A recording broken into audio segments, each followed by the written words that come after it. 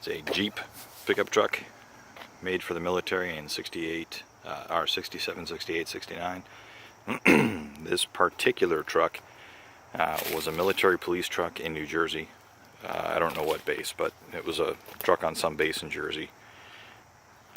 Then it entered the civilian market, and some guy got it, and it sat in his driveway for 20 years. And then I picked it up, sat in my yard for 2 years, and then we decided to pull it out and start messing around with it. So we got the motor to run briefly. You'll see that in other YouTube videos I have. It's got the Jeep tailgate. It has the actual Jeep original tailgate, so it's not a reproduction. These are a bit hard to find.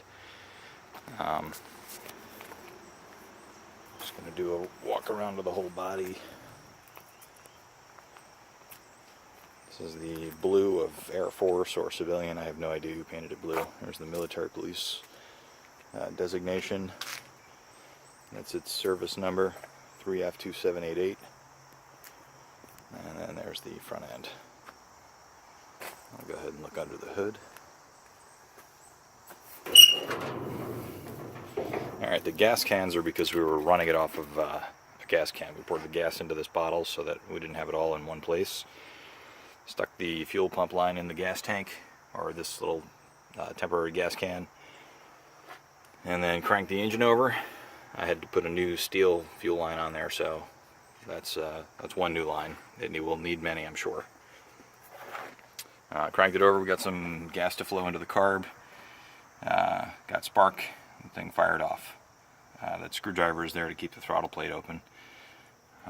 That'll obviously come out. You know, you need some things like this, has to be reconnected to vacuum. The jumper cables are here because I was running this off of, I was just jumping it off a battery. I didn't put a battery in and wire everything up. Just basically threw this in, ran it over here to the solenoid, and then had I've got a toggle switch on here. Flip that, it applies power to the starter. Flip that off, it takes power away. And it was nice and simple for cranking this thing.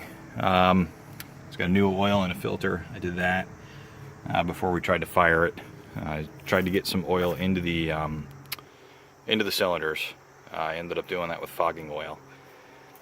So anyway, that's under the hood. We'll look inside the beast.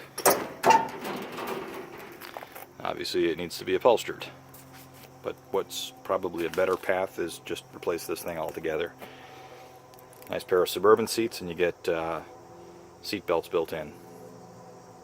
That was the second battery I was using to start it, to run the 24-volt coil. I wasn't actually running the starter off that. That's a little bit too small. And that key rig, this wire was going up, and I had it all wired up. That's explained in another video. You got a little bit of rust back there, some damage.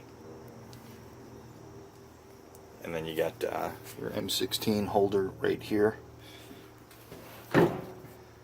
You get some rust damage on the other side too, but the guy before me had these panels cut for it, so basically you need to cut out the rust and weld in these panels, and that'll hopefully be a good reinforcement. Here's the air cleaner, and then this is the battery tray. That right there is the original starter button that goes in that hole right there.